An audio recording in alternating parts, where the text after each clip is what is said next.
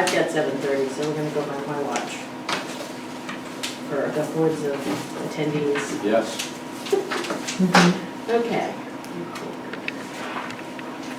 Okay, so I hereby call to order this special meeting of the Wellington Board of Education. It is July 9th, 2019, 7:30 p.m. We normally have present to speak, but there is no one in the audience today since it is July. Maybe they'll all show up next month. So we'll move right on to communications. There's nothing any communications will happen when we go through Okay. agenda items. Board of Education Chairman's report. Nothing to report that's not already on the agenda. Superintendent's report, number 5. Hey, we're taking a lesson from the town meeting speed earlier today. Okay. I have a new recorder, by the way. If you didn't know this. Welcome. Hi, Emily. Hi, Emily. Hi, We're glad Emily. you're here. Too. Thank you for taking notes. If we ever talk too fast or over each other and you need anything, feel free to interrupt us and we will happily stop or clarify. What's your last name? Perko? Nice to meet you. Okay. So, first thing on there is resignations. I'm going to be sending resignation acceptance letters for 2 people. Bethany Scafidi was the first year, she had just completed her first year at Center as a kindergarten teacher. And Magali Hannigan, who was Spanish at Hall for 16 years. Bethany's heading back to her district where she was. May have been recruited, I don't know, but she was in Woodstock, and I know that was kind of her family, so she will be missed. And then Magali is going to Glastonbury. She'll be at the elementary level, but she'll be in a program with other Spanish teachers, kind of unlike what we have, we're so small. And that was one of the reasons that she was looking, was for the collaboration piece. And so, obviously, she's been with us for a significant number of years, and we wish her well. I think we'll have a really good pool of candidates for the kindergarten position. I wouldn't be surprised if we have 150 applicants in 2 weeks. I do think the Spanish position is going to be hard to fill. It's already been posted. But that will be a hard one to fill. Even though there's no openings in this neck of the woods, in the Northeast, there are openings in the state, but there's nothing in this area. It's just a shortage area, and it will be hard to fill. So, Is it full-time, Phil? yes, it's Okay, full-time. That's better. I think Yeah. that'll make it a little easier. Yeah. Where do you advertise? CT REAP is the primary, and that's where most people that are looking, that's where they go. We also have put it on, is Indeed, is that? Indeed, Maybe yeah. Indeed, I think is the other one. But the CT REAP is the primary one. If someone's looking for a job for education, that's where they go.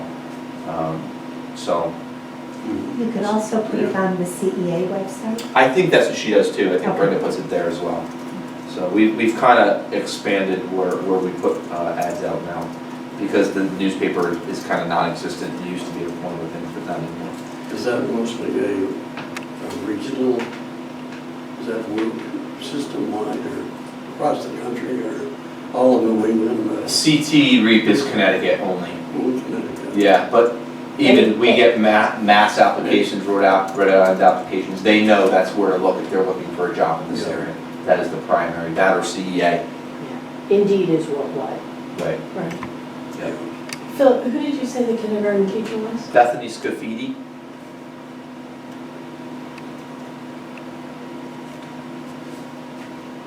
Second thing on here, Novus Insights. That's our new tech company, and they've started. They started July 1. They've been on site evaluating the town and the district setup. The new ticketing system's in place to fix technology-related issues. You got an email of how to submit a ticket. So if you see something in your email, it came from me, it just has a PDF attachment. So if you have a problem with your computer, your email, you can put in a ticket and they can help you out. So far, they've already identified a bunch of issues that they're working to resolve. Some are small and some are on the bigger side. They've already found a way to save some money. They've found a duplication of services that we didn't know existed for security. And we were paying for 2 things, and they do the same thing apparently.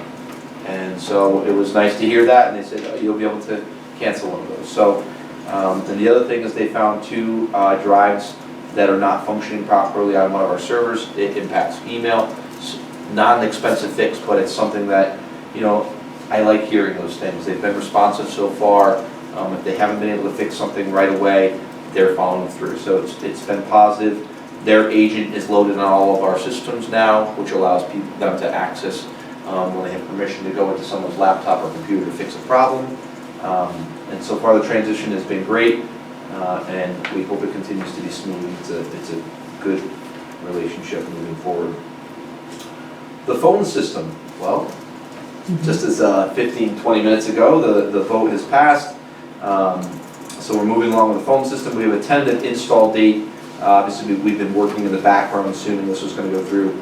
But we have a tentative install date just for the line in for the buildings. And the line in is really at Hall School on July 19th. That will then, after they do that, and it's not necessarily the phone company or the person that's doing installation, it's begins with a V. It's not Charter, sorry. Verizon. It's not Verizon. It's one of the local carriers. Oh, The name is escaping me. Vintage. I can't remember, Okay, sorry. okay. It's I've been hands off of that. They've been organizing that. So it's a local provider, but that local provider is the one that's bringing in the line. Once that's done, they already have the phones on order. It's been pretty quick, and they're hoping that by August 2nd, a magical day, it'll be my birthday, that all of the phones, everything will be installed, good to go, and then they can start training after that. So that will be exciting because it's a long time coming for a new phone system across the district and the town. No, we have caller ID on it now, don't We will, not now, but we will. On the new one? Yes, yes. We'll have a lot of new features that we did not have before, and really, just for security-wise, probably should have had. So we'll have a lot of new features that are really, really nice, including controls off of our phones. So if I'm out of the office and I want to forward any of my phone calls straight from my office phone to my cell, it's very easy. If I want to be able to open doors from my cell phone, I could do that through passcode. So there's some really significant upgrades that came with this phone upgrade. Sounds like there's going to be some significant training. There will be, So, yes, and it'll be, thankfully, it's a lot of people that already work in the summertime. We may need to bring in a couple people that don't normally work in the summertime. Joan is one of them, Joan Courier, who's at center school. We'll pay her for the training when she comes in, because it's going to be really important that people know how to use the new system. It's still a phone system, but the features are, there's some key features to know how to do. okay, moving on to the budget report, which is attachment 1. Attachment 1. So I told you last time we had about $800. We're in the process of closing the 18-19 budget.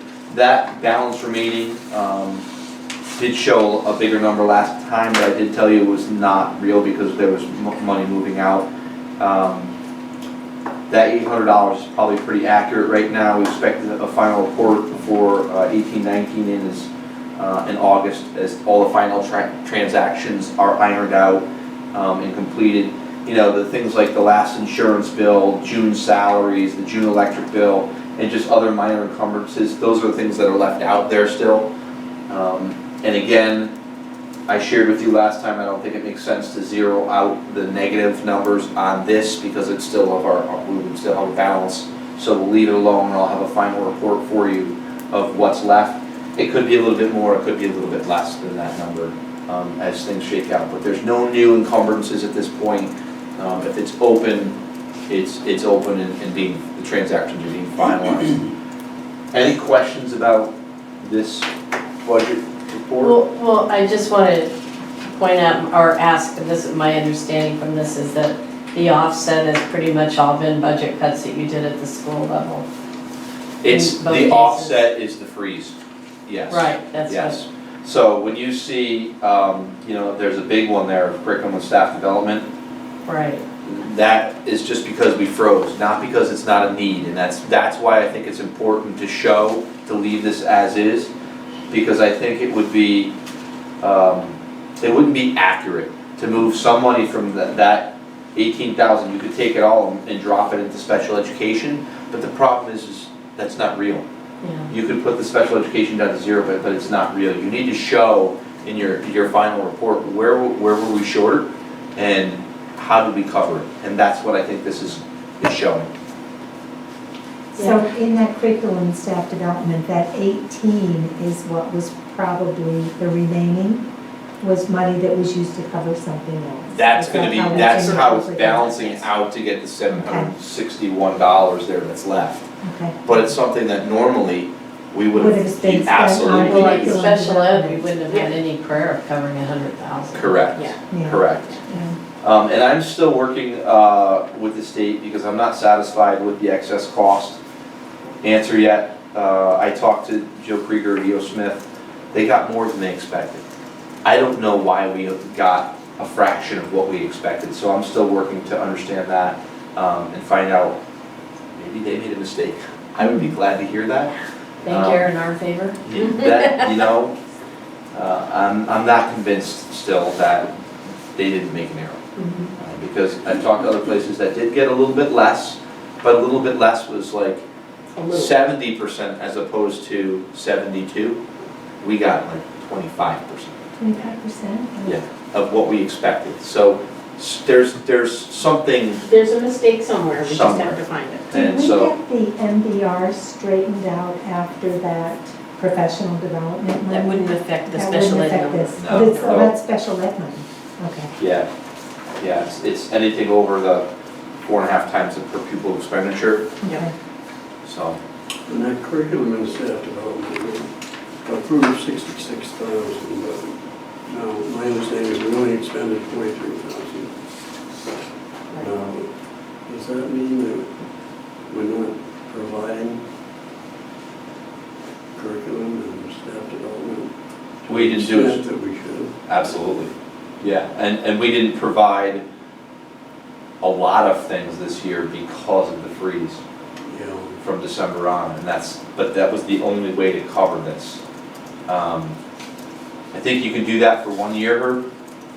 If you try to do this for a couple years in a row, you start to see a significant impact in professional development that staff is getting, in the resources that they have and we can provide to them. you know, didn't we put in place some new programs and things like that? Correct, yeah. And we were able to do that within the amount that we. They did it with minimal dollars. But we could have done more than that. Absolutely. We would have done more. We had an administrators meeting this morning, and they said, the new budget, are we still in a budget freeze or can we spend? I said, listen, right now, it is a new budget season. We're not in a freeze. It's, we have no reason to believe that we need to be in a freeze right now. Let's order the things that we need, within our means. As good as the school year. Yeah. What, on the curriculum, what did we go without to? So some of it is just sending people to professional development. Some of it is resources. Things like the Readers and Writers Workshop manuals to buy all the manuals we needed. Some of those are $200 a pop. And if you have 3 people at a grade level and each teacher needs one, that's $600 right there for, the grade level. Then you get that's just the reader's side of the workshop. Then if you get the writer's side of the workshop, you're adding more. And so we were able to scrape together some, but you want to make sure if that's what you're using for your program, that people have the materials. And that's one of the things that, why we spent some money. We didn't get everything we needed, but, those are some examples. But the going out to PD, people knew we were on a freeze, I think didn't ask. Yeah. Contractually, we probably would have had to provide it, but people worked with us, so. Any other questions about that? Okay, let's move on to new business. All right, so. First, we have approval we of the have minutes. Sorry. From our June 11th meeting. Since we were without these ahead of time, I'll give us a couple of minutes to review them, since we could not do so ahead of time.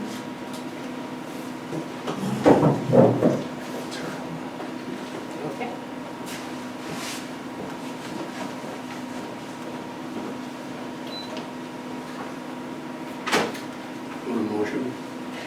I would love a motion. Okay. I'll make a motion that we approve the minutes of June 11th. Thank you, sir. Second. Thank you, Steph.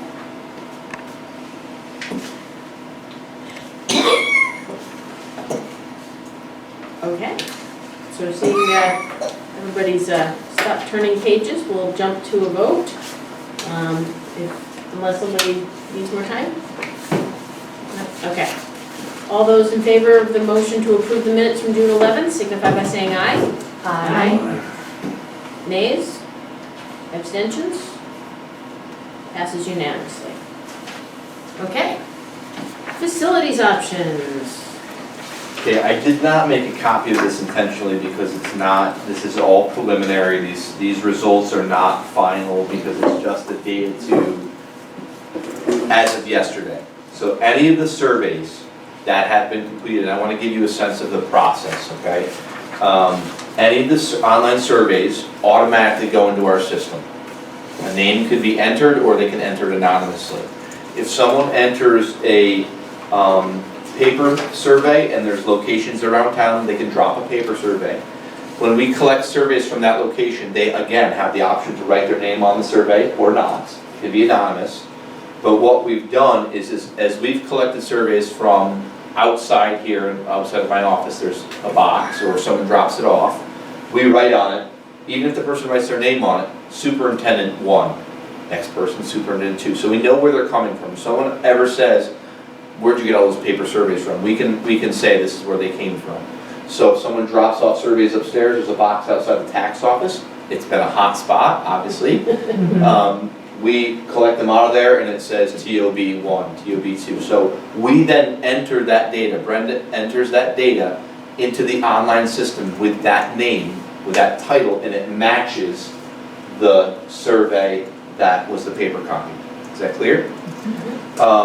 One thing, and I know Elena's not here tonight, I know Elena had a concern, and she couldn't be here tonight, and I wanted to share what her concern was before I go through this data. And it was just about that. And it's about, I'm just going to kind of paraphrase this, but one of her concern is the way that the survey is administered and that the fact that a person is not required to put their name and address on the survey, that it opens up, she thought it opened up a chance for it to be skewed or to be abused. The individual could anonymously submit numerous amounts of surveys, in turn skewing the results and the desired outcome. She's asked to not utilize the surveys data that we've had to this point. I think that's the board's decision.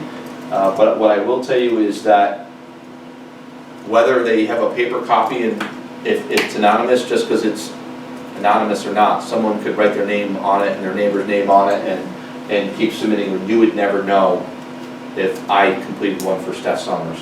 So it's the same level of security, and I think we also decided that if someone could enter anonymously, they were more likely to be honest. There was a parent who came to one of the sessions, I believe the one at the Hall School Library, that works on survey questions. I don't remember if you spoke with him, but that was one of the questions. We asked him a number of different questions, and that was one of the ones to ask his thoughts on that. And that was precisely his response, that there can be fraud in either way. This is not a process of voting. It's not high stakes. It's information for us.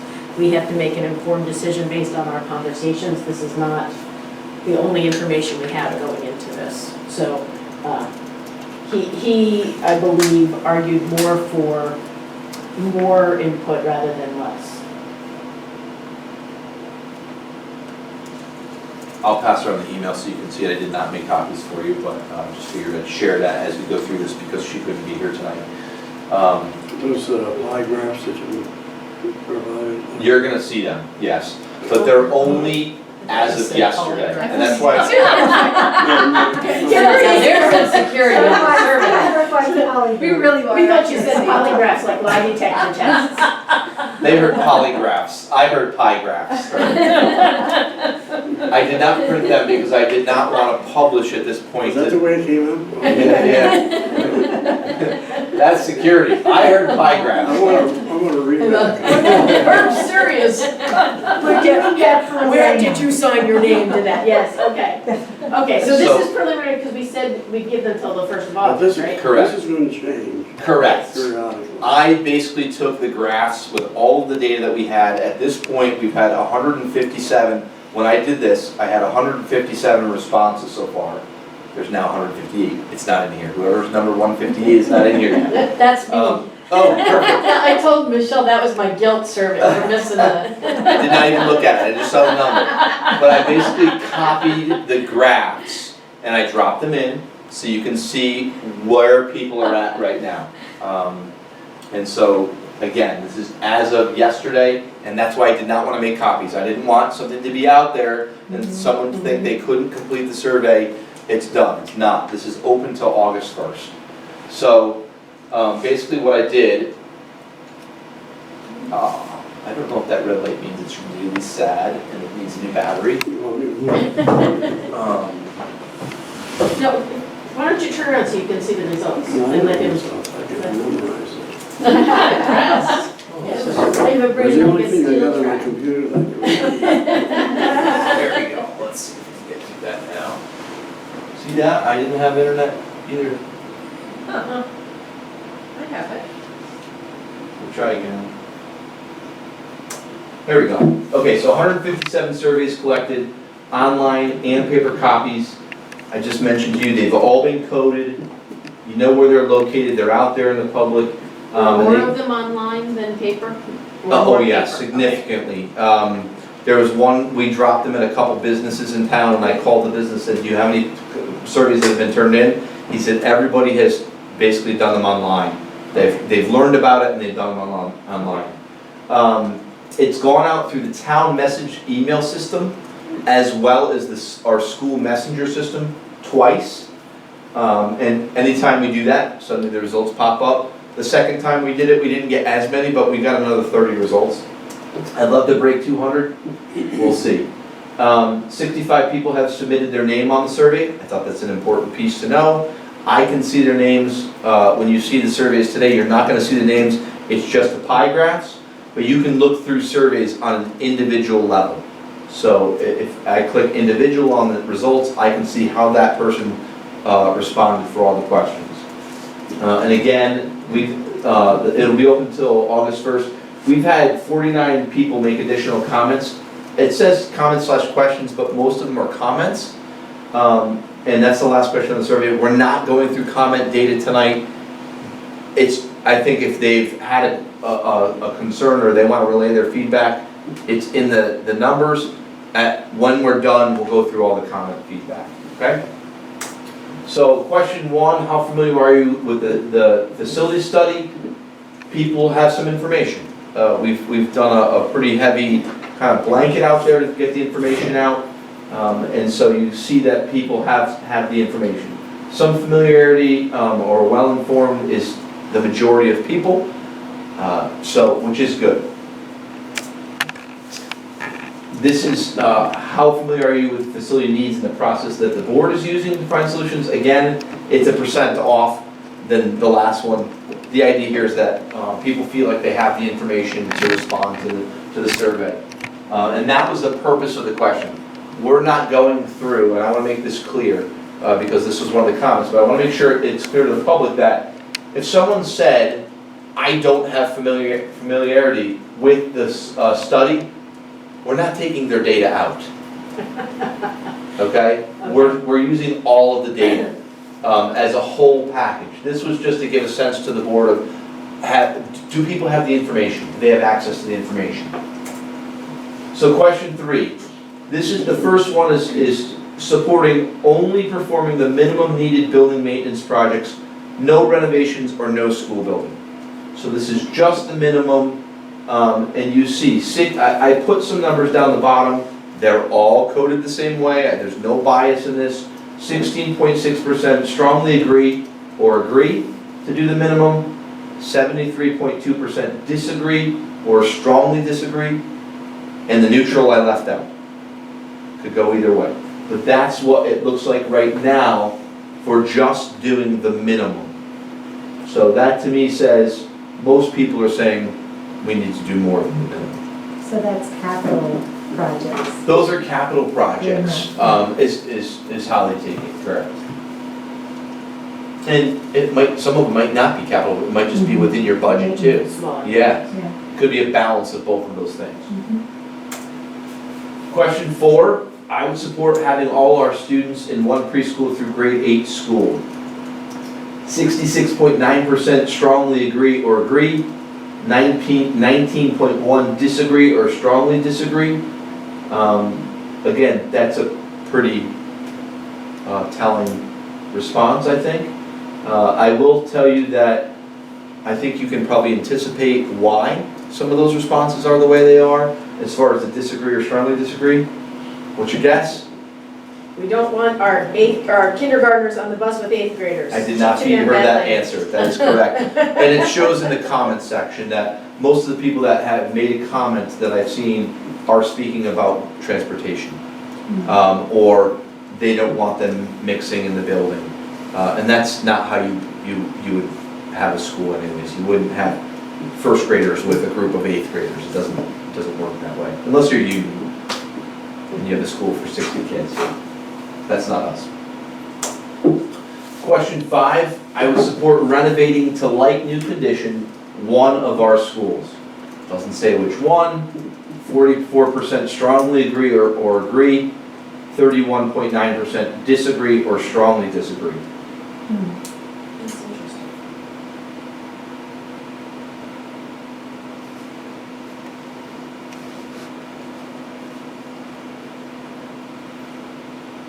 Okay?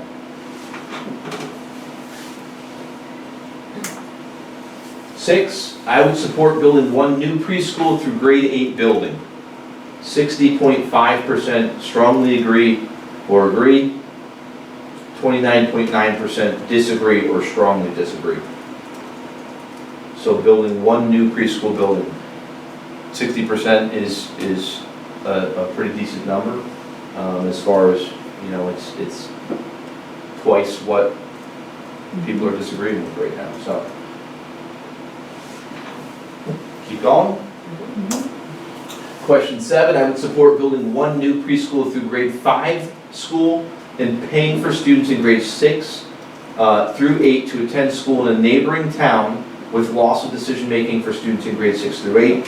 This is how it shows the information, which is why I typed out the entire question, so you can see what it was.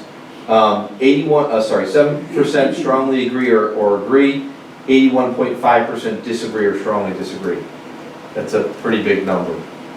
I will tell you that one person thought that, just full disclosure, in comments and connected to questions that I've seen out there, they thought I provided a little bit of bias in this question because I wrote with loss of decision-making for students in grades 6 through 8.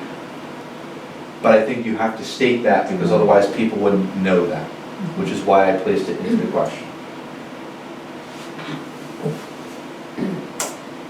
Question 8, I believe a renovated or new building would attract new families to Willington. It's a nice pie graph. 67.6 strongly agree or agree. 18.4% disagree or strongly disagree. This is a question just about feeling. It doesn't necessarily mean it's true or not, but it's just how people feel if it's going to attract. This is the rating section, question 9. It basically says rate these areas of importance on a 1 through 5 level. 1 is highly unimportant, and 5, the purple, is highly important. So you can see that energy efficiency, people feel is pretty important, right? On-site outdoor field space was significantly important to people. School located near center town, not so important to people. Aesthetically pleasing, not so important to people. Technologically equipped, important to people.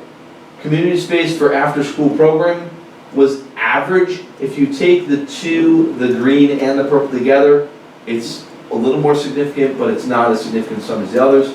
Economically sound long-term investment, very important to people. I think that makes sense, right? Impact on taxes, I thought that would be higher. And right now, that's where it's at. So it's close to what the community space is, but it's good information. I think you can start to see where people's priorities are in these areas and the types of things they're looking for. You know, I think we had talked about, you know, a school located near the center of town, if there were to be a new school. Apparently that people thought not important to this group of people that have answered the survey. Blessings.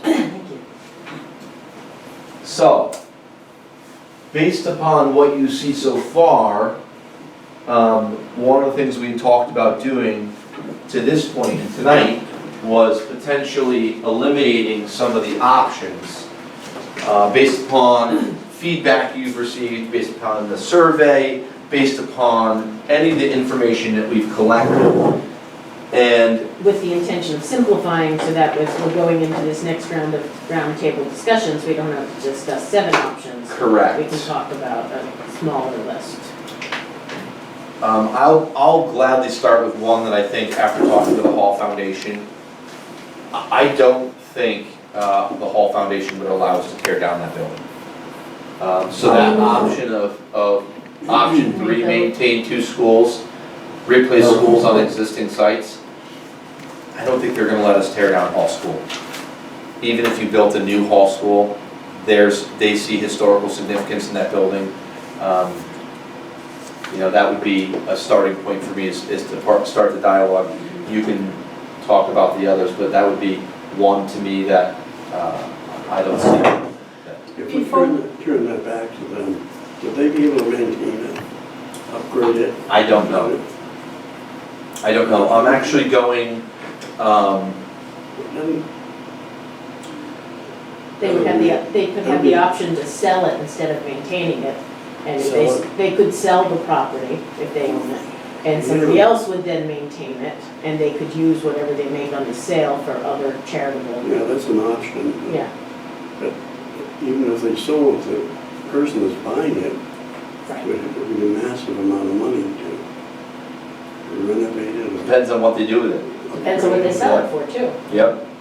Or- There's, July 17th at the Packing House, there's a Gardner Hall Raising Historical Awareness through collaboration.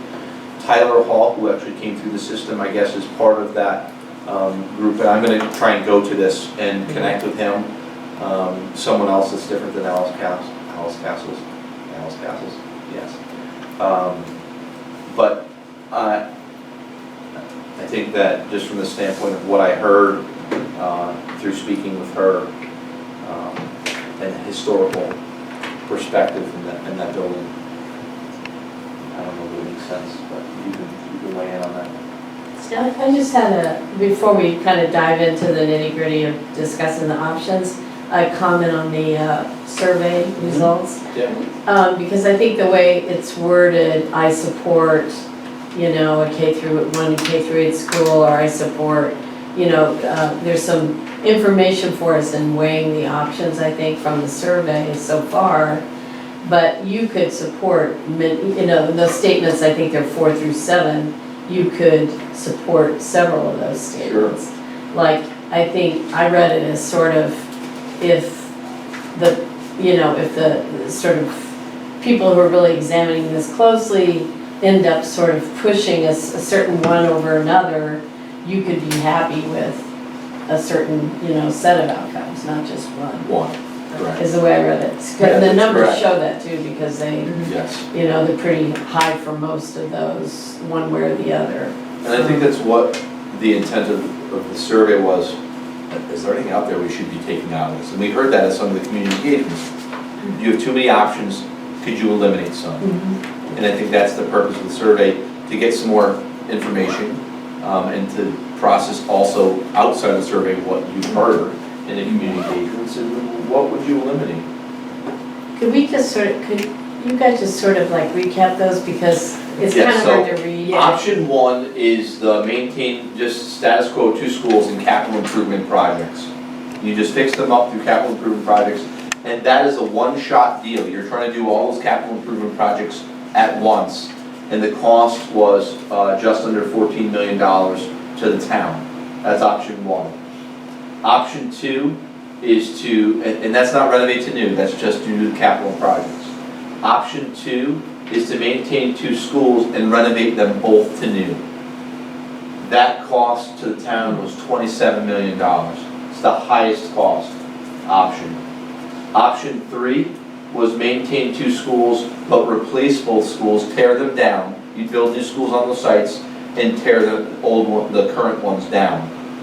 That's the option I think that the Hall Foundation would not go for Hall School. That's option 3. Option 4A. What was 3 cost? 3 is just under $20 million, and again, 2017 prices. All right, 19.6 was the option. Option 4A, consolidate to 1 pre-K through 8th grade building.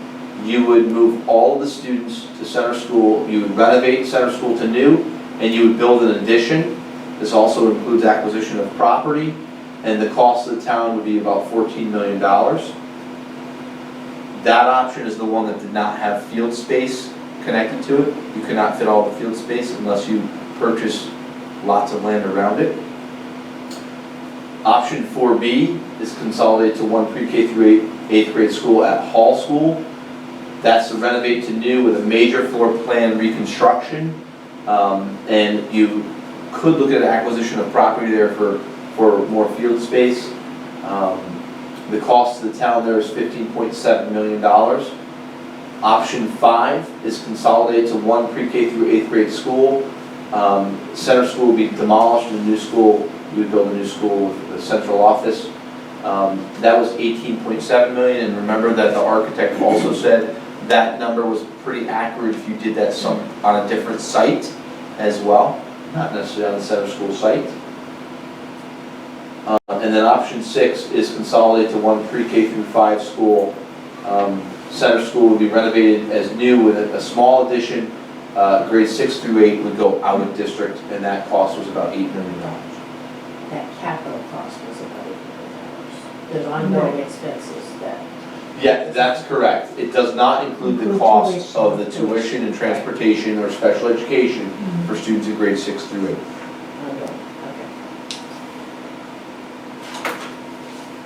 So I think the purpose tonight was to have some discussion about the information you've collected so far to determine, are there some options that at this point in time should be eliminated? Do you have enough information to eliminate some of those options? And I put one out for you just because I was the one who spoke to the Hall Foundation, and that I don't think that they're interested in tearing down Hall. And that is number 3? Okay. Do you want a motion? At this point, let's just discuss it and then we can, yeah. Do you Okay. have any thoughts or feelings, Dan? Oh, I have a lot that Okay. I'd love to eliminate. I was Well, just thinking, I agree with Phil on 3.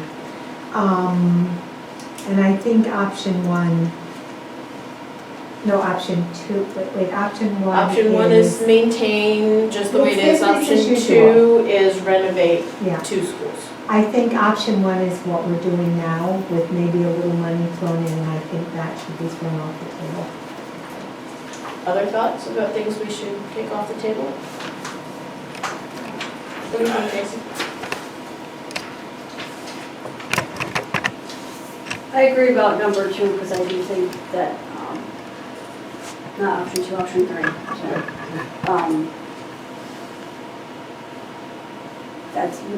It's a historic building, we don't want to be tearing down. I'm not sure if we want to be eliminated as an option for one of our things either. I think we still need to keep that part, but saying we're going to tear down the building, that building is not, would not be good for community. I don't know, relations, I guess. If it were even possible, right? And I remember there were a couple comments about option 2 at different community engagements about how expensive that option is, maintaining 2 schools. And based on what we hear every budget season, I feel like there's a push in town and it will be beneficial to everyone. We will lose some quality staff perhaps, but it's going to save money. So I think that option I mean, the idea to keep one school versus two, but I think we should still keep the other on the table and hear more from other people, more from people. And then option 6, based on what we see in the survey and what I've witnessed at the meeting in Mansfield when we talked about regionalization or sending our kids there. The people whose kids are involved and a lot of community members are not in favor. And that may be a representative, you know, it's only a representative amount of people, but I think it's the amount of people I've heard say it represents a large population. Besides the fact, I don't know, it doesn't sit right with me to send our kids to another town when those towns, I mean, if we were regionalizing, yes, but that doesn't seem to be an option for us. Plus, I feel like that one's, option 6, has more potential for open-ended costs that we can't really Or pay and that we don't really have a say over either. It's sort of like, Well, and getting stuck later on with all 1 year to fix a problem that would take many years to fix is not a good place to put ourselves in. That is a very A lot of risky risk. option. would you explain 5 again? It's to demolish center and build there, You build on center school's property, or buy a site and build? So, the, so 5 is build new, whether it's on Okay. center property or a new property. Options 4A and B are renovate, not build new. Okay. That's the difference between 4 and 5. Thank you. correct. There might be a small addition on the other options, but this is new. And 4B is renovate hall. Correct, with a major floor plan reconstruction. Now, do we have any information from the Hall family about, or the Hall Foundation, about their stomach for heavy renovating? Because, you know, their point about historic value, I mean, I don't know if the state's involved or even, you know, anyone beyond, no? Okay, because that could be a limiting factor on how far you can go with renovations. Especially since we don't own that building, we'd be renovating, I'd like to putting a lot of reclaim money into a. Those cool windows in the library though. The ceiling windows, those are cool. The other problem with that is the building is so old that every wall they tear down could potentially have 5 problems, you know. There's also some risk there. Asbestos and all kinds of things, so I hate to see us mess with all of those unforeseen problems. We haven't heard from you, Herb, what are you thinking?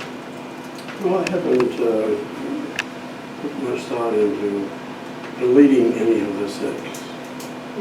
We started with a 6, and maybe this is even a 7, but I want to retain them temporarily and consider each one of them as we move forward. It looks like we're going to eliminate 1 or 2, and then later on 1 or 2, and we'll end up with a specific, say number 5 or something like that. I think But also, I think the people in town, we presented them with 6 options, and now all of a sudden we're tossing a couple aside. I think it's kind of premature. you don't feel we've had enough discussion about this yet? Mayor ourselves, we've talked about quite a bit of that. I don't know, if there's done a good job in trying to communicate what we're doing. I think we're pushing it a little bit. We have to come to a decision eventually. Right. I think if 6 stays in though, that we should get a better cost figure on that, if we can. I know that that's apples and oranges, because these are 2017 figures anyway. But I think we need to sort of say what is that real cost there? I think you have to do that for all of them. Yeah, I do For too. whatever I you do too. maintain, you're gonna have to pay to get updated prices. So I think that's another reason to think about if if you have any options up there that are not realistic, Don't bother paying somebody to do Those pricing. those figures are all gonna change. that's right, that's right. That's a given. Right. But I would guess that the most expensive one will still be the most expensive one Right. when they're repriced. Sure, Yeah. yes. So the number 3, Phil, just from your conversation with the Hall Foundation, are they firm on that?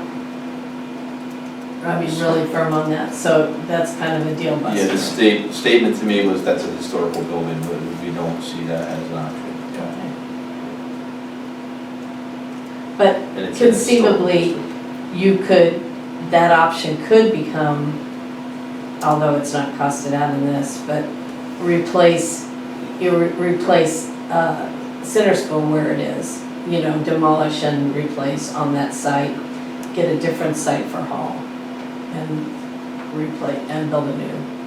The cost, however, would still be kind of in the cost of 2 schools as opposed to 1, so it's still Right, be it close to doesn't the make 30 sense, million does as it? opposed to the 15 million. Right. Might be close to It 36. doesn't really matter. Yeah, so I'll put my 2 cents in that I just see option 2 as too expensive. I don't think that there's enough benefit. I attended a K-8 school, and even though I was probably one of those parents who called you and said, what about my poor little 4th grader going on the bus with those big kids? I was both a kindergartner and an 8th grader, in a district that was combined and, a similar size. So I don't think, I think if anything, it would allow us to save money in the long run, which I think would allow us to continue to provide a middle school model for those middle school grades within the same building, but not, all together, all in the same space at the same time. I think you can have the benefit of having 2 schools in one building. I can tell you in Bloomfield, they actually have 2 very large parts of the middle school that are connected, but it's actually 2 separate buildings with 2 separate principals. So, that is a model that other places have used. I'm not saying we should do 2 principals in the school, I'm just saying that just because we put them together does not mean that we lose the middle school model. Just because we wouldn't have a separate middle school building. So for me, option 2 is just too expensive. The other problem with option 2 is we lose that $500,000 savings of combining, or if that. That's true for Yeah. option 1, 2, or 3. Okay. So all of 1, 2, and 3, the savings of a combined school are gone, Yes. right? So there's Correct. additional savings in the 4, 5, and 6 options. So for me, and it not only is option 2 too expensive, I think option 6 is just not workable. There's no district that has expressed any interest. There's no person that we've talked to at these meetings who was in favor of that strongly, who had kids in the schools. They were in favor of saving money, but once we talked about this does not show that additional cost, I think there was some more hesitancy there. So if it were, with you, Tracy, if it were about regionalizing schools and we were really having a conversation about that, and that meant that our kids would have the full range of what all of the districts would include, like German in the middle school or, extra enrichment, I'd be very interested in that because not only would we improve the program, we could, there are some benefits to having, more kids in a particular classroom or grade. But the way option 6 is, it gives up all control of the 6th to 8th grade and moving them out of district with the not enough time to fix it should they change their mind, I think is too risky. So I would definitely take out 2 and 6. Those are the 2 that I don't think it makes sense to continue discussing. But I wonder, as her was saying, if we should give it a few more weeks because we do have the survey out until August 1st. And we have another community engagement with a population that hasn't, in the senior center, we haven't really tapped into. Because there was a few, I don't know. The question is about simplification. So would it help them to have fewer options to discuss? Or would it make more sense to tell them all about all the different pieces that we're talking about? I would argue for simplification, but if people feel differently, that's why we're having the conversation tonight. just as a conversation before we decide if we're gonna take any motion. If we do this, then the survey will have to stop. No, the survey could continue just the way it is.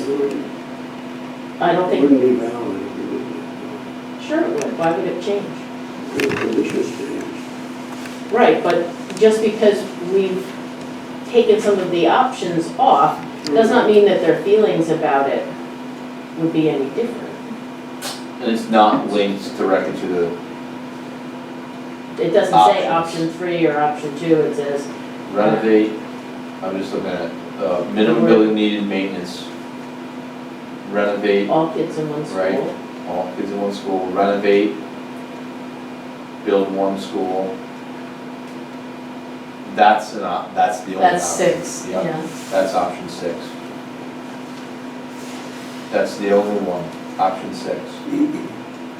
Right, and so option 6, people might say, oh, they've taken that off the table and might answer neutral, rather than change it otherwise. I don't think it would make their feelings about it change. I think if you don't want to outsource your kids, whether it's on the table or off the table, you're still gonna feel that way and answer the same way. You see it differently than I do. Yeah. The other thing, Oh, go ahead, Ann. The other thing about that is, I think as a Board of Ed, a lot of that is operating budget, the tuition, the special ed, the transportation, and we could maybe make that decision based on not wanting to keep that in our regular operating budget, whereas the other items are all bonded money. Do you know what I mean? So that it's kind of a different decision because of that operating budget piece. Stephanie? You know, I think in slimming it down or being asked to slim it down, I don't know if we want to go too far. For instance, option 2 sort of gives, I mean, people may be wondering, what if we just renovate the 2 schools? And to see that figure be so, 10 million more than a new school, I think is real information. Maybe they're thinking, we'd like to keep the schools separate, let's just renovate them. But if they don't have a comparison on the overall cost, I don't know if it's that helpful to just ultimately keep 4A, 4B, and 5, you know what I mean? I think there's gotta be some contrast in the I think you leave choices. it on the cost analysis matrix, but you put a big X through it. I wouldn't recommend it, if you decide to eliminate something, I don't think you would change this matrix. Because then do To you shrink it. number? Does 4 Yeah. become, yeah. Right, I I'm think- so confused. I think what you do is you leave them on, even when you go to do new prices, you might find a way to say option 1, 2017 price, option 1, 2019 price. Because I also don't want people to say, hey, once you make a decision on which one of these, or which ones of these you want to get updated prices on, I don't want someone to come back to us and say, well, option 4A only cost 14 million, and now it's 15 million, what happened? We need to write 2017 option 4A, 2019 option 4A. This is an updated price. And do that for all of them that you want updated pricing for. The only ones you wouldn't do that for, I think, So are, you'd add an extra row and leave blank I'd the ones add that a you're not column. repricing. I'd add a No, column. a row, not a column. Oh, yeah, sorry, yes, correct. And the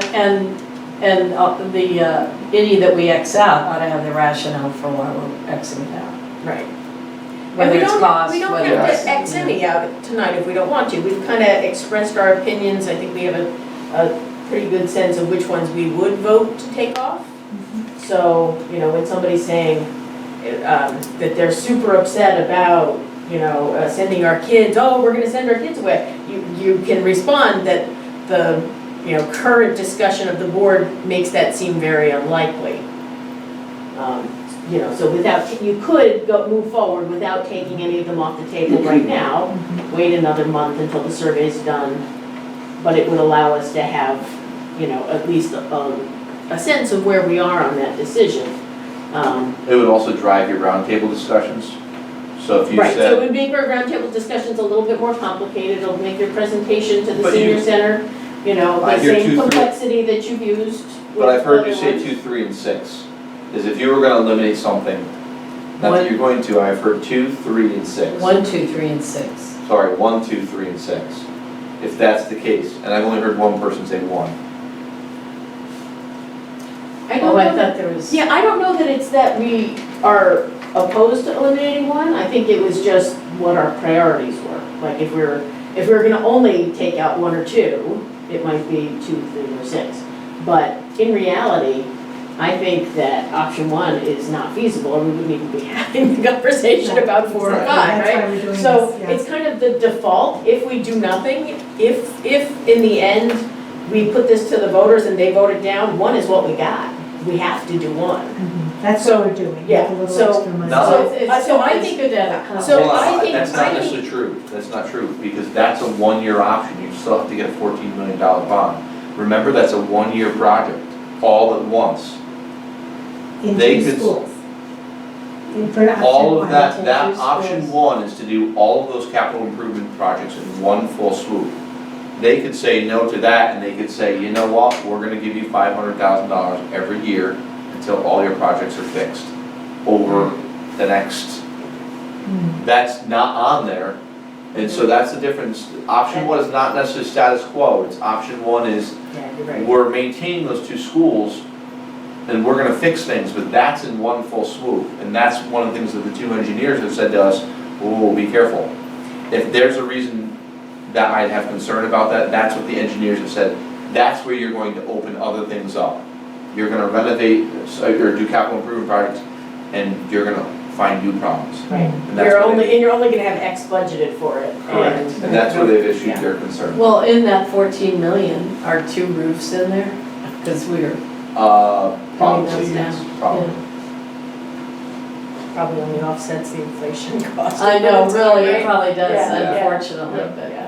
So I would just encourage, if you're not going to eliminate something, I would encourage you to, when you do your round table discussions, I don't want to be that person to say, here's what, it really has to come from you, that the board has said, of the options and the feedback that you've heard, the ones that are the least popular right now are X, Y, and Z, and here's why. You know, if you hear number 2, it's because it's by far the most expensive option.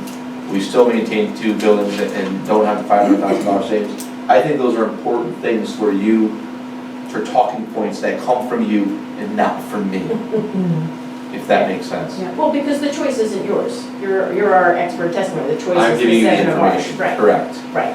So, Something else I just was thinking about is that there were different levels of opportunity for the community to speak at the other community engagements. The first one, I think we were mostly just questions that we took on sticky notes, and then we got a little, some of the discussion after the actual meeting got a little further in some of the other meetings, so maybe not everybody had the same opportunity to speak as freely. So in a roundtable discussion, it would, I'm guessing there's going to be more opportunity for back and forth with us and them.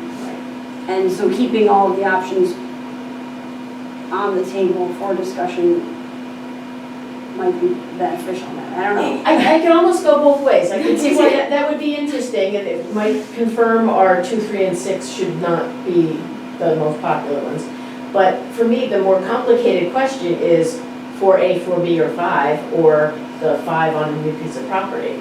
So those options, maybe that's too nuanced at this point. Maybe we need to have the bigger conversation first, and then maybe we need more information to have, maybe the 4 or 5 part of the conversation is something we'll have to go into ourselves in more depth.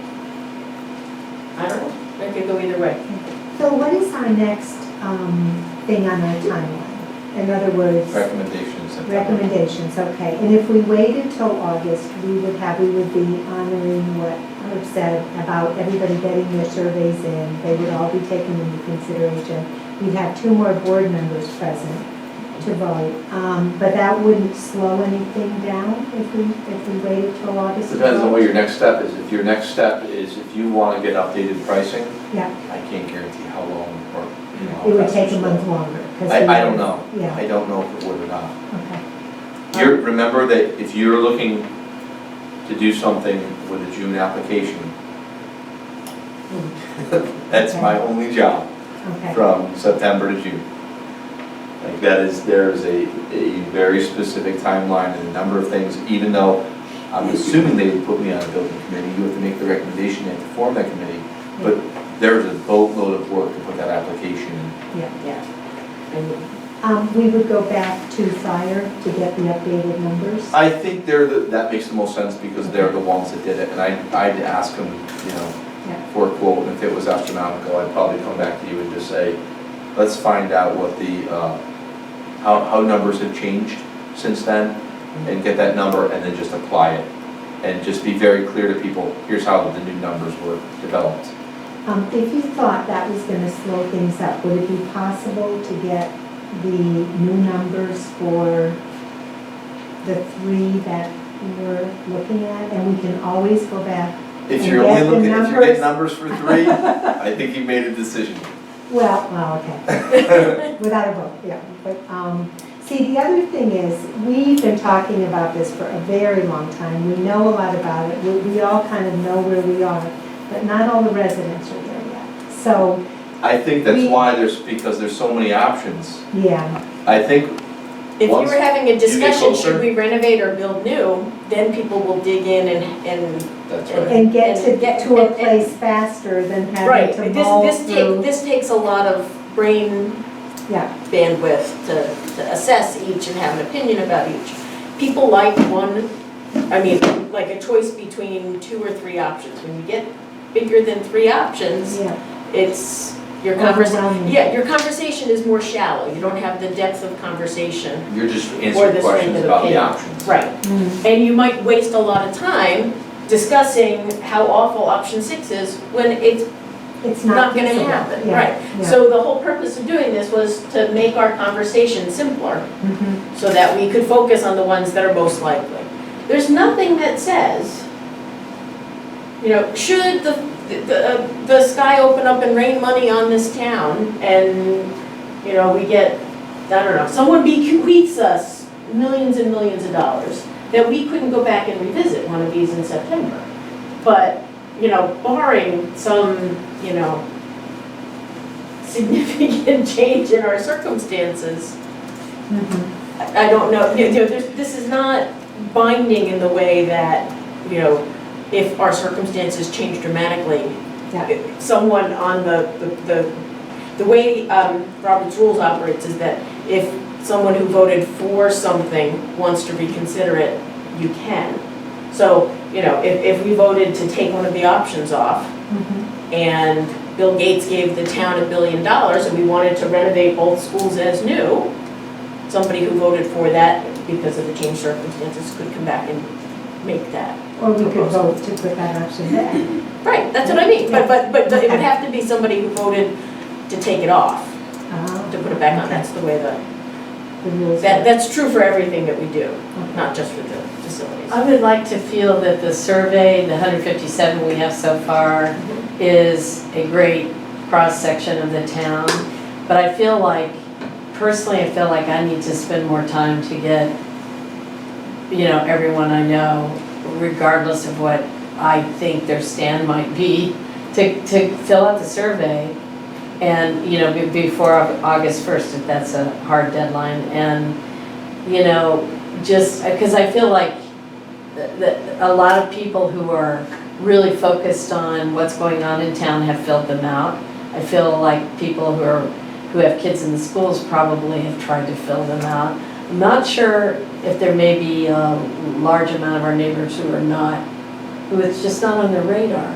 Mm. And so, I know that you can only do so much, but I just feel like we need to, put a push in or, get a story in the paper or do something Working that's, on it. okay. I just, So I guess I want that to be as solid as information can be. Before we take any option off the table? Is that where you're going with that? Just, or- yeah, I for mean, the whole thing, that's, for the whole yes, for thing. everything, It's just but tie consciousness for, that back to would that influence whether or not you'd want to take any of these off? Do you want to have this? Yeah, I mean, I feel like it's a August. big piece of what we're relying on, and, you know, aside from what's in our own knowledge base about this issue, you know, and how we feel personally, and what our friends and family are saying, or whatever, I guess, since we're doing it, we're casting the net to find out this opinion of the public. I'd like to make sure we do as rigorous a job as we can, because, yeah, I would use it in forming my decision.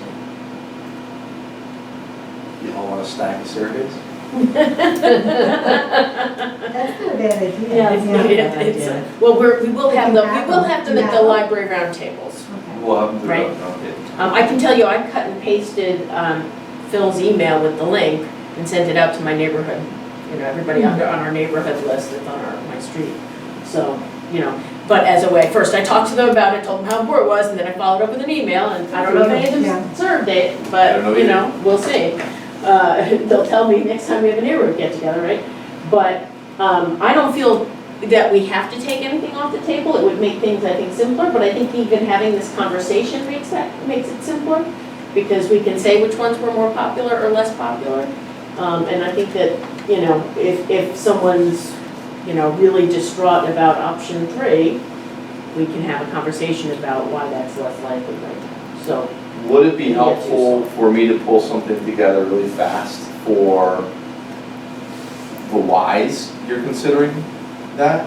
To write option, you know, here's why the board has discussed no, I option 2? don't think that would work, in part because it's our perceptions, and even though we've expressed it, there are 2 members here who have not expressed their opinions. I think that we have to do that in session as Okay. opposed to. So I will have my community engagement presentation set up on my computer as a resource. I'll have surveys there. I'll have a paper copy of the presentation in color. And I'm going to be a resource, okay? So if there's anybody that has questions and you need an answer to something, you can drive the conversation. And it really should be a conversation. But if they have questions about something specific and you need the information, I will help you with the information. I can answer questions. You'll be like that expert pro that sits behind the person at the hearing that whispers in their ear. Okay, so I'm not seeing that there's any strong move to take any particular option explicitly off the table at this point. Just as a note, we have a meeting in August 13th, still on the schedule. I will not be here, so I'm hoping that you will be here to chair the meeting. We have our board retreat later that month, and then we'll have a meeting in September. But I think that our plan at this point is to make a decision, final decision, about whether or not to send information to the building committee would be in September. Yeah, and I think if you have all your survey data and you've given people the option, you really should be you should be really focused on narrowing this down at your August meeting. You really shouldn't be, if you want to make a recommendation in September, you really should not be saying, well, let's keep 3 options on the table.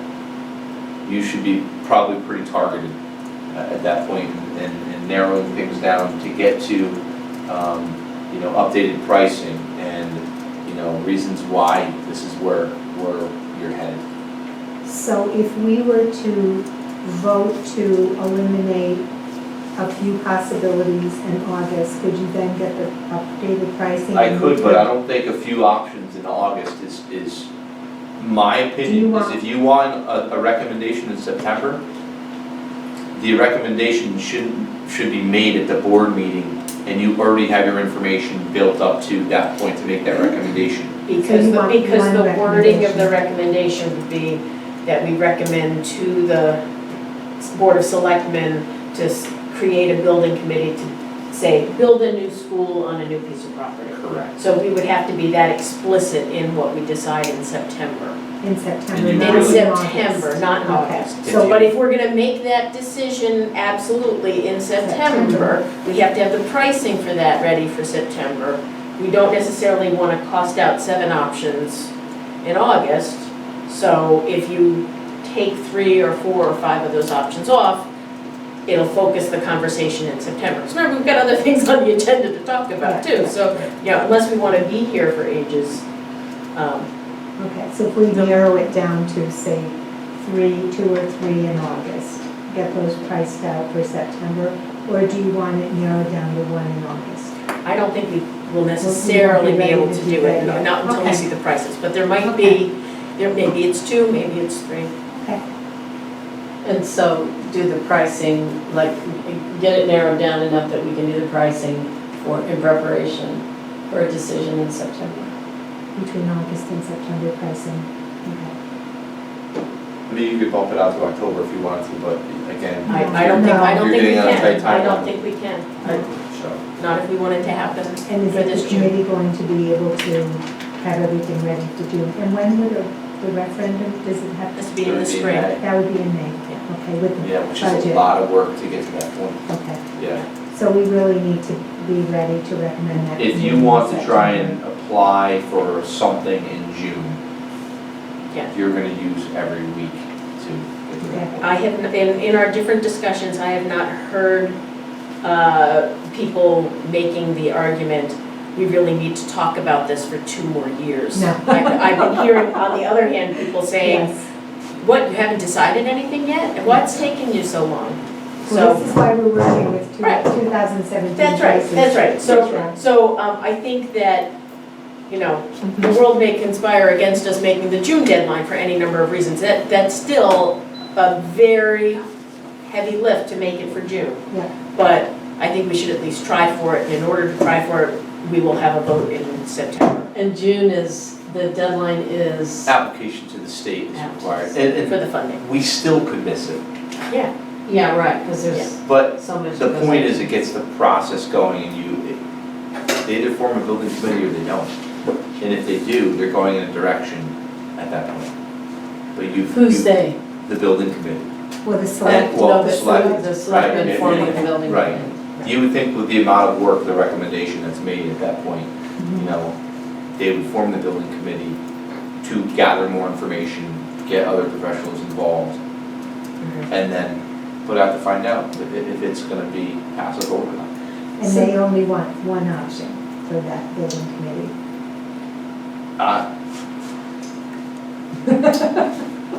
I think if you make it two recommendations, we won't make it for June. Okay. If things don't work out, Mm-hmm. that doesn't mean that time is wasted. We can go back to the drawing board and rework things for the following June. Mm-hmm. But we should do everything we can to move things along, because every year we wait, the prices are just gonna go up another Right, 3 or 5%. exactly. and it should be clear. It should be clear from the information you have. Yeah. This is the direction we need to go and Right. why. It really should be clear. Should we be collecting ideas about building committee people and what different functions they should have and They do that. suggest names? That's Who does the that? word. That's a lot of work. I think if you happen to see anybody or talk to anybody, or anybody comes to your round table, certainly writing down their name and their phone number and their email address is not a bad option. Well, there was that gal at the first. I already have It's- names it's that really have There are some people that, expertise, yeah, and that I would Overseas pass along. buildings But or- it would be their job to, You probably would want a couple of board members on that committee. but it's their job to determine that. It's not the board's. You would hope We hand for, it over.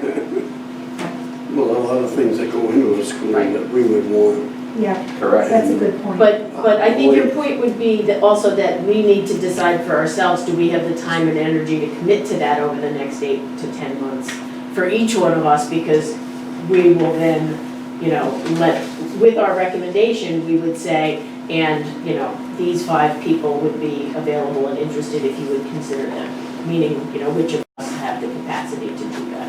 And it would be Do anything beyond. we set our minds to. Love that attitude. Right. That's true, and even though some of us are up for reelection, it would not necessarily mean that we would, if we don't get elected, it's not a seat on the board, it's an individual that's chosen. So you could get on that and then, give up your board seats, so you don't have as much time commitment. It's a great attitude still. Mhm. Okay, so let's move on Thank you. Thank you for that. to school lunches.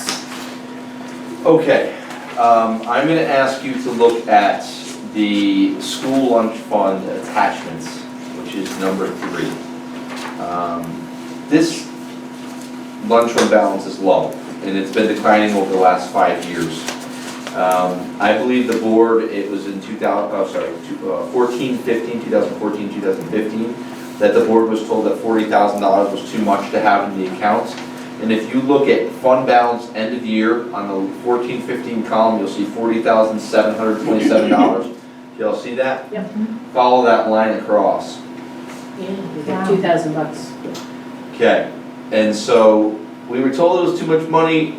It's been consistently declining. We're still waiting for some small revenues from June. That's really not going to have significant impact on our fund balance. So that 1867 is going to come up some. If it comes up to $5,000, I'll be impressed.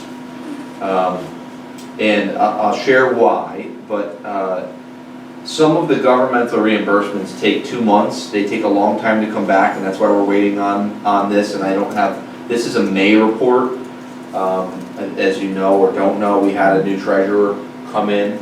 And so she's trying to get up to speed on all these things. We're still waiting for money to come in, but it won't be a lot of money. My feeling, and after talking to both Tish, who was the old treasurer, and the new treasurer, I think you should have about $20,000 in this account to cover salaries and food. So if those intergovernmental revenues do not come in time, you need to have money to buy food and you need to have money to pay people.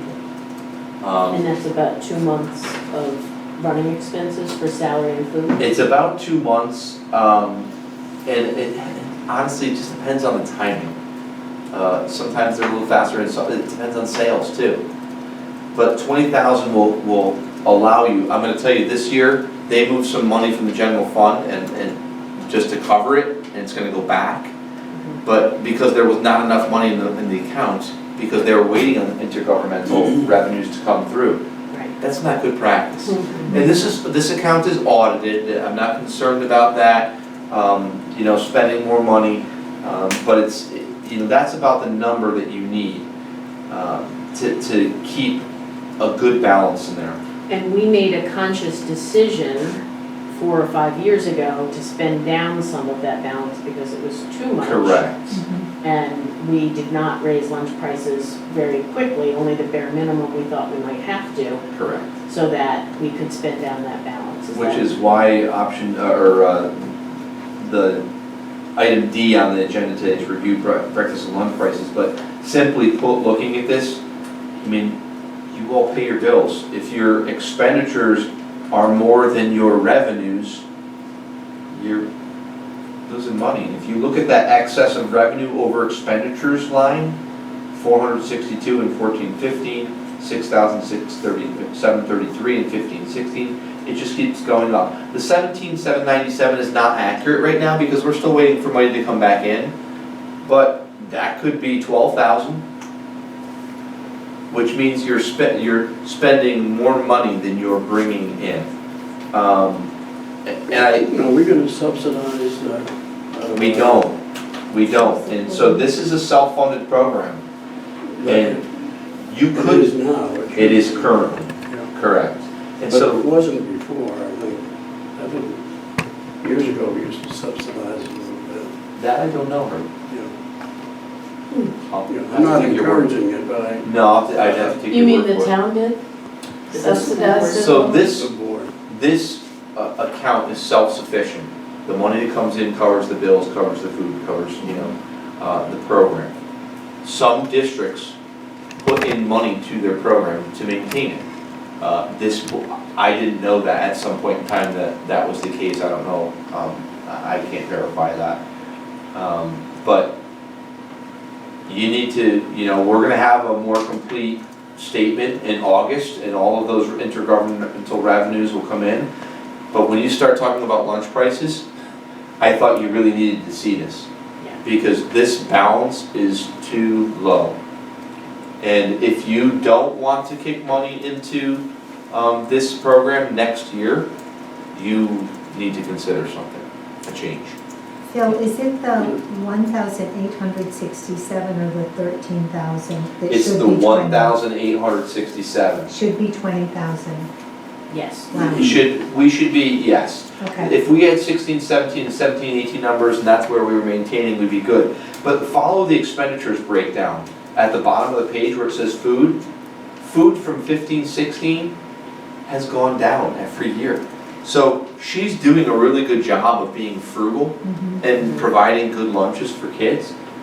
Salaries have gone up some, to be expected. But think about, you know, if you give someone a 2% raise and you haven't changed anything, it's gotta come from somewhere, right? And these people aren't making it. And they didn't buy any new equipment either, did they? No, we had some freezer problems at Center School this year, Yeah. and, you know, you start having to do some repairs, and it adds up. And that might not be reflected in that 850 yet. So. Why are the bank fees up? Good question.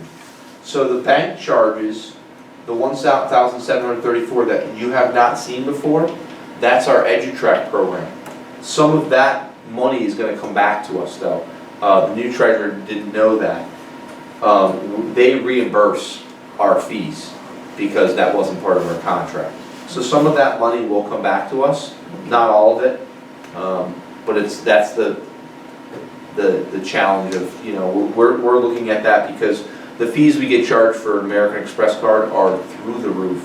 If you know anything about small business, the fees that they get whacked with are crazy, and we experience that. So if we limit the cards we can take, such as just, hey, Visa or MasterCard, that's it. No, you know, what they do is they pass along the bank charges to us in the form of high mileage credit cards or points cards. You get 10 times your points. Well, guess what? Someone's paying for that. And in this situation, it's them. School lunches, right. But we're providing a service. And remember, that may seem like a lot of money where we haven't paid that in the past, but technically it's not because that's paying for the entire food service program. It just also is allowing online bill pay.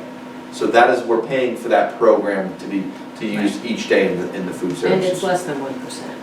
Correct. Now, Phil, on the lunch receipts, I mean, it's been fairly around 118,000.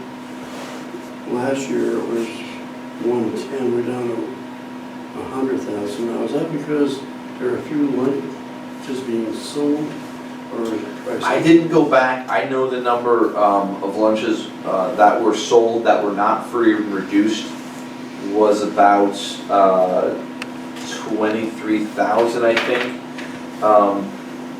Sometimes it's not. Sometimes it's about numbers, the number of kids we Only have. free lunches? It doesn't apply to that. Doesn't? And some of the lunch receipts for June are still not accounted for here, so that 100,000, 189 will come up some. Not a ton, but there were, how many days? 10 If it's days in June? 100,000 over 10 months, it might go up 10,000 for one. Not for, because it's only June, it's only like 10 Oh, because school it's a days. half, because there's just short ones, so maybe it'll go up 5,000. Correct. But you'll hear me talk about the number of lunches and breakfasts, and. But the revenue is down about 20,000. Yeah. Total revenue. Yes. If you look at total revenue, it's Remember though that, 195 average, maybe it's 172 now. all right, all of those intergovernmental revenues and all of the lunch receipts for June are not in this report yet. So there will be some more revenue that comes in that brings up our bottom line of $1,867, but it's not gonna bring it up 20,000 to 20,000. Yeah. It's gonna bring it up a little. But again, I thought it was important for you to know this before you start talking about lunch prices, that this account is too low. Yeah. Okay, so let's move on to lunch prices. Attachment 4. All right, so we've been about $5,300, more in expenditures and revenues in the last 4 years. So it's covered by the balance. We need to break that trend, obviously, which means you have to adjust lunch prices. We received a letter from the state which identified the target lunch price for 1920. Their target lunch price that they're recommending is $3. The state wanted us this year to be at $2.92. We're at $2.50. And they provide this paid lunch equity tool, and you put in your calculations, and they tell you how much you should raise your prices as a minimum. The recommended minimum price increase is 12 cents. And so what I did is I created the attachment here for you to show you what the impact of raising breakfast, lunch, and milk prices would account for. Willington has the lowest lunch prices in Talon County, and the majority of prices for elementary and middle school students are $2.75 or higher. That's lunch, not breakfast. Even if we raise lunch prices to $2.75, we would still remain below the state, but we'd also remain below a significant number of towns. So I know I'm talking about a quarter increase here as a reference, but we would still be below, and I can show you a list of towns. Ashford charged $2.85 for lunch in 1819. Wow. So we sold, if you look at the breakfast part, we sold about 5,350 breakfasts last year. That does not include free and reduced, okay? That's the number that we're actually paid for, all right? And we sold about 23,000 lunches, again, paid for, not free and reduced. So based upon the lunch fund balance, I think you have to consider trying to find a way to generate a minimum of $5,000 if you want to continue to be self-funded. If you raise breakfast prices and lunch prices 25 cents each, and milk 5 cents, along with staff increases, you would generate about $8,500 next year if you sold the same number as this year. All right, the cost to parents, if you raised those a quarter, and 5 cents, would be about $100 per child if their child bought breakfast and lunch every day. So looking at the chart here, I tried to give you a breakdown of what the increase would, if it was $1.80, the cost to parents would be $27.30 if they bought breakfast every day. And the revenue you would create if we sold the same number of breakfasts we did this year would be $802.50. If it were a 20-cent increase from this year, the cost to parents would be $36.40. Again, if they bought that every day, the estimated revenue would be $1,070. Make sense going across? And then if it were a 25-cent increase, it would be $1.90. Cost to parents would be $45.50, and you'd raise $1,337.50. Again, if you sold the same number of breakfasts. I did the same thing through the lunch prices. I don't think I need to read all those. I think it is fitting though to look at this over time. So even if we raised both breakfast and lunch a quarter and it raises an additional $8,000 a year, we're not going to close that gap and rebuild up the fund balance in 1 year or even 2. That's correct. That's really a 3-year process. Correct. And that's why I didn't think going above, I could show you above a quarter. I didn't think it was reasonable.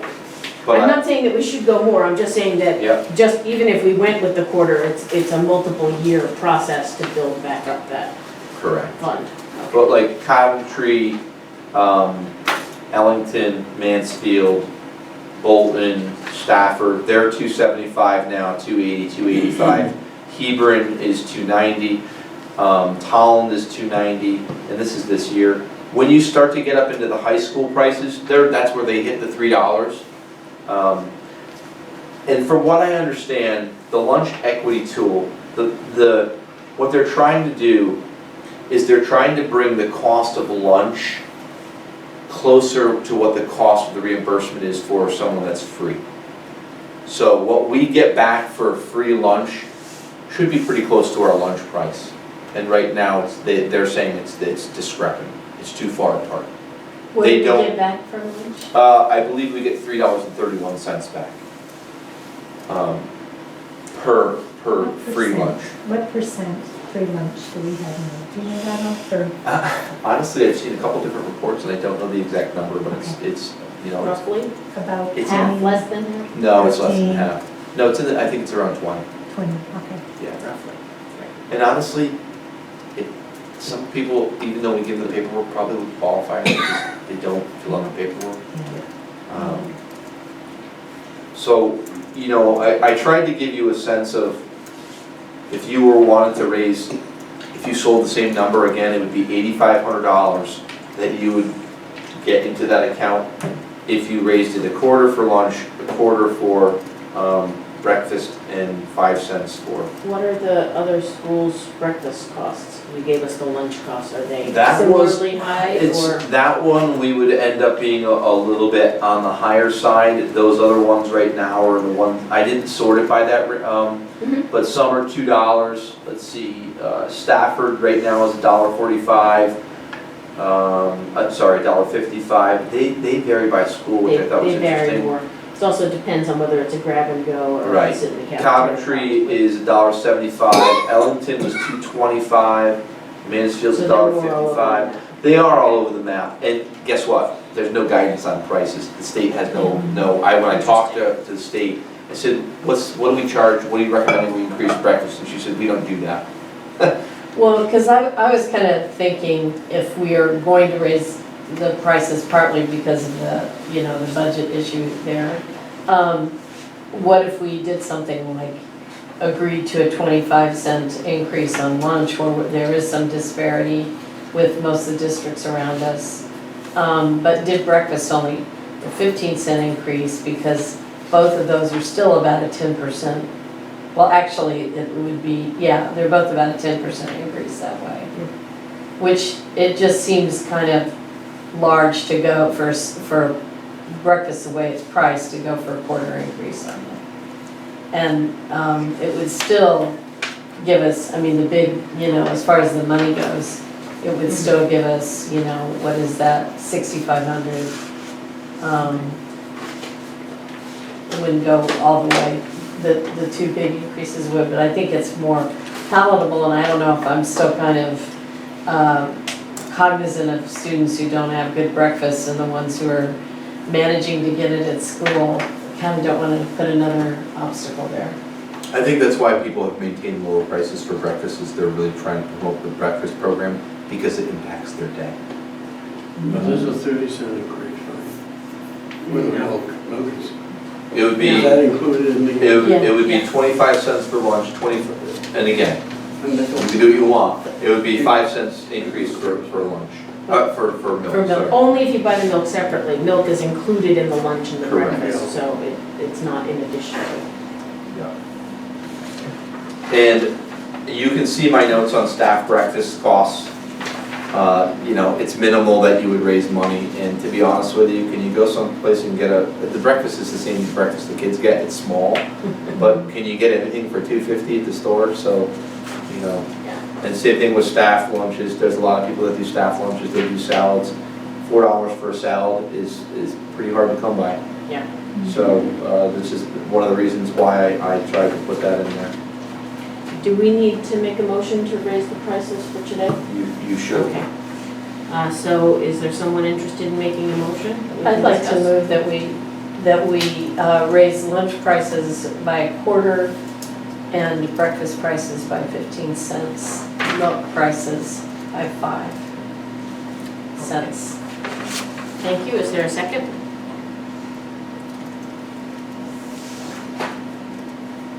I'll second, so that we have a vote. Discussion? Nobody jumped to second it? Do you have concerns or thoughts about that? Notified during this. And we don't anticipate any flack, do we? Could be, but Because it's a fairly good meal for the price. yeah. Again, can you go to any store and get lunch for $2.75? I don't know that you can. An apple and peanut butter sandwich. Probably. And even that, maybe not. Cheap peanut butter, no name peanut butter, right. Other thoughts or conversation? Okay. Oh, Ann, your Yeah. mouth is open, you're, I am thinking and it's working its way down. I'm feeling with the breakfast like we need to increase it a little bit more just so that we can try to get that bottom line up. Like maybe a compromise of 20, like meet in the middle. Herb, Tracy, any thoughts on that? Well, I think we have to come up with the money somewhere. Mm-hmm. And the pricing is probably the only option. Really. As much as we don't want to do it. And we have been very much not raising prices equal to other places because we had that fund balance. But now that we don't have the fund balance, that was a luxury we don't want to have. Okay, so the motion on the table is to raise the lunch prices by 25 cents, the breakfast prices by 15 cents, and the milk prices by 5 cents. That's the motion on the table. All those in favor of the motion on the table signify by saying aye. Aye. All those opposed signify by saying nay. And 2 noes. So the ayes carry. We'll go with the 15 cents for breakfast, 25 cents for lunch, and the 5 cents for milk. A little late for the question, but is the staff lunch, is it going up anyway, or? is Yes, the that staff lunch will go up anyway, that's not Doesn't matter, it's the thing I vote for. Right. I missed that. Okay. Last content piece, moving right along, the substitute pay. Okay, you should have attachment 5 in front of you. The spreadsheet? It is a spreadsheet. It is a spreadsheet, and that's afterwards. Forget that. So the worksheet you have in front of you shows the impact of the increase in the minimum wage. So October 1 of this year, minimum wage goes to $11 an hour. Our rate we pay our non-certified teachers will be too low for a substitute pay. You can see the $71, it says current, it says non-cert sub daily rate, $71. Teacher sub right now makes $85, and we actually pay retired teachers. Don't pay attention to the Connecticut certified teacher yet, because that's not true yet. We pay retired teachers $100 a day. What will happen is, if you increase the non-certified pay, but don't increase the others, the gap is not going to be enough, and someone's going to say, why would I want to be a teacher sub when I can be a para sub and not have to run the class? You got it? I'm laughing because in Coventry, I can get paid more as a para by the hour than I can get paid as a teacher sub. Really? Yep, because the standard rate as a teacher sub, but paras get paid by the hour as a sub, which is crazy. Yes. So I believe what we created here is a method to recruit subs and keep up with the changes in minimum wage. Okay, so with the change in minimum wage, you have to adjust the daily rate. We pay non-certified sub as our current level will be under the required amount, and the issue is if you have that, it's too close. So I created 3 groups with specific levels, pay levels. Yes, we currently have a non-certified group that we pay. We have a teacher sub pay, but I also created the retired teacher or Connecticut certified teacher sub. The difference is a teacher sub above is bachelor's degree only. They have a bachelor's degree in anything. They're not a certified teacher. If we get someone that didn't land a job and they're a certified teacher, we should recruit that person to try and get them in. Listen, if they don't work out, we don't have to have them back.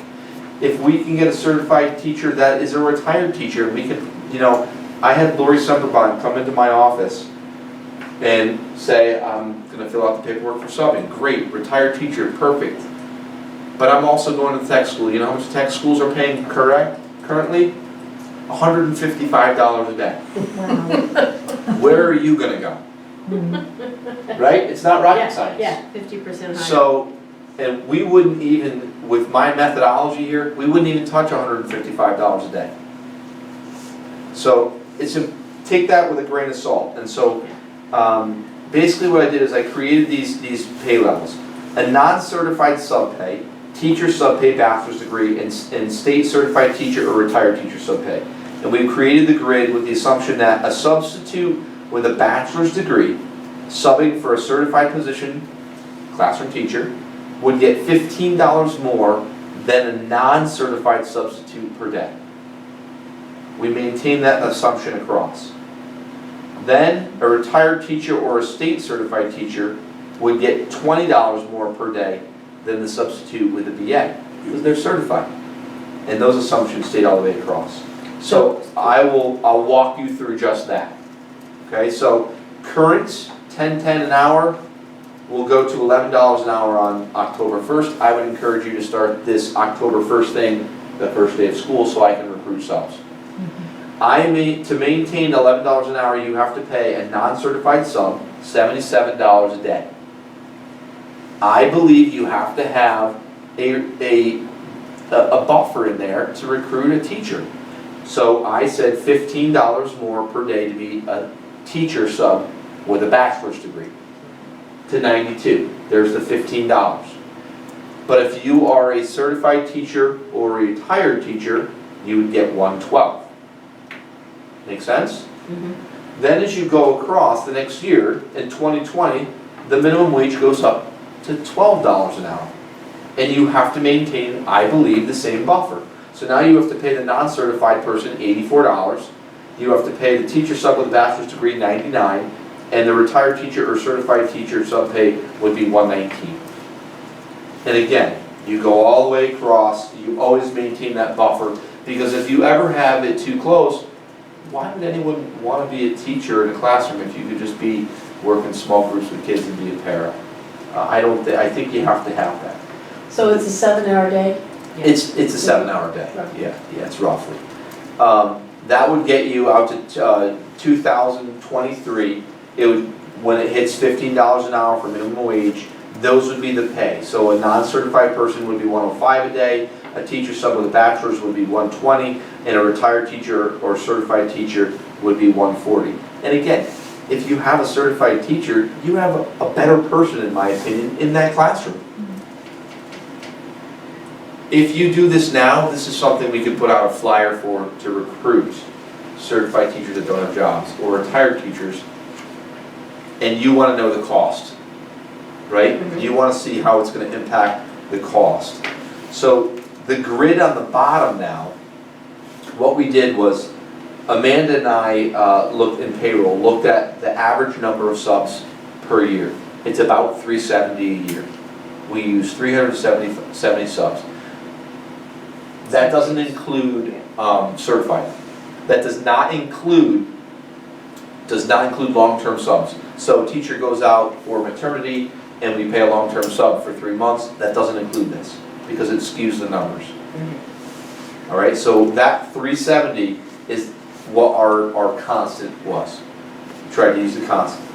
In the first row where it says teacher sub BA 80% and retired or certified teacher sub 20%, that means if 80% of our subs had their BA that we used, $296 days, you see the price that it would cost.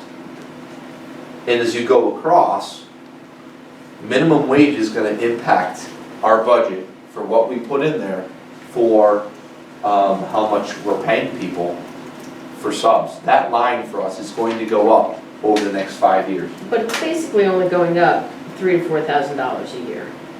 Correct. Okay. Over the 5 years, it goes up from 32, if you do it October 1, Right. 35 to 45.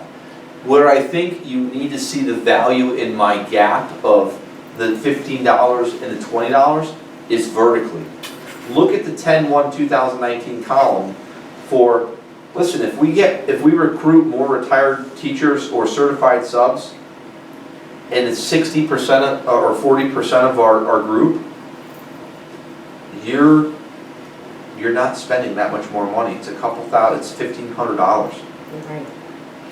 So I tried to show you the balance of 80-20, 70-30, and 60-40. Does it make sense? It was a little convoluted to create, but I hope I explained it well enough. So, because this is a dollar thing, I would like you to have some conversation around this, ask questions. What are your thoughts? I kind of feel like I'd like an answer tonight, because then we can get ads out, and because August would be too late, in my opinion. We could start recruiting in August, but if I could put out the rates now and say, hey, retired teachers, you just retired, you want $112 a day? That's more than anybody's paying in the area. I think it could be, except a technical school by a lot. It's more than any school is paying. Correct. The economy is tight. I can tell you, you're gonna make more working at, 8 hours at Dunkin' Donuts or, Right. someplace else, so. So what did we budget this year for subs? I'm just curious. I don't have I didn't pull the number with me. I did talk to Don about it, and we'd be 37? okay. Yeah, okay. Yeah. I think it looks great. I think I think makes a to lot of sense. to stay with the minimum wage, you have to show this type of, how are we gonna get there? Because otherwise people will go, I'm gonna sub you for you for 1 year and then I'm out of here.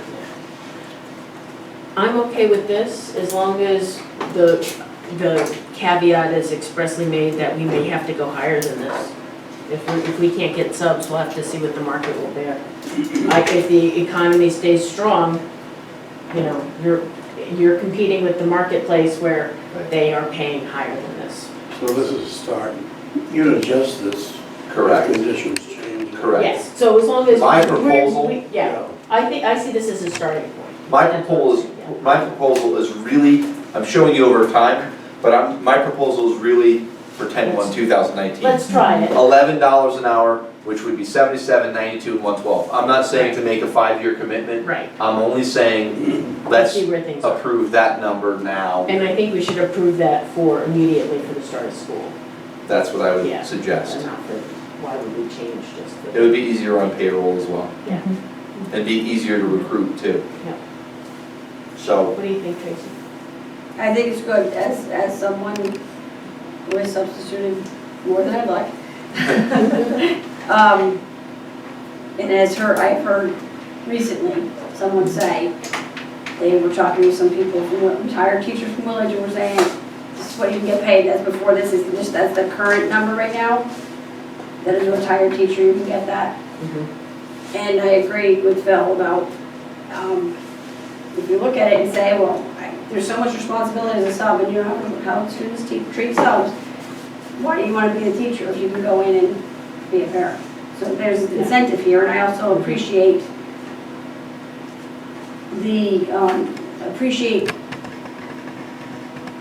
rewarding people who are certified teachers as subs over those who are not, because you do have a knowledge base that's not. We'll get that Same. right. I agree. It's also a great way to recruit teachers. If you get your certified teachers and your subs, and there's someone you like, when you have an opening, you have someone that you know that you can consider for the openings. That's a good point. Steph, Herb, you asked? I really like it. I'm kind of a little stunned that you could be a retired teacher and make more at Dunkin' Donuts, but it's a step in the right direction. I don't know what Dunkin' Donuts pays, but I can tell, $11 an hour though is a pretty Right, but for common- example, if you Yeah, wanted to work in an okay. after-school program as a site coordinator, or, people are qualified to take any number of jobs in the private sector. The private sector pays much better than the public sector, is what I was trying to say. No offense to anybody on video or recording who work at Dunkin' Donuts and Oh, are sorry. making minimum wage. That was an example, hypothetical. Well, no, but and people take all kinds of jobs for different reasons. I'm just saying, if you're if you've spent your career teaching, you'd think that there would be a We're better giving choice those. there. Yeah. Phil, what kind of impact does this have on our budget? Did we budget for this, or is this? We're okay for the 10/1/2019 numbers. If they had done a big jump right away, we did not, no one budgeted for what they were proposing right away. They were trying to move fast. Yeah. That would have been an issue. But this jump for us is not terrible. It impacts really a small bit because of the group of employees we have. The minimum wage impacts our subs, and it impacts our cafeteria staff. But it did not impact any of our paraprofessionals that are in the union because of their experience level where they're at.